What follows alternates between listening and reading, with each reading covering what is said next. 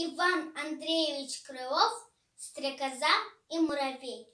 По пригунье стрекоза лето красное пропела, оглянуться не успел, как зима катит глаза. Помертвело чисто поле, нет уж дней тех светлых боли.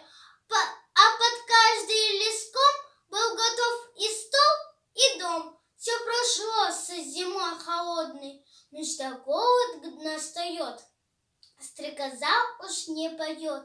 И в кому же в ум пойдет на желудок петь голодный? Злой тоской удручена, к муравью ползет она. Не оставь меня, кум милый, дай ты мне собраться силой, да до вещих только дней покорми и обогрей.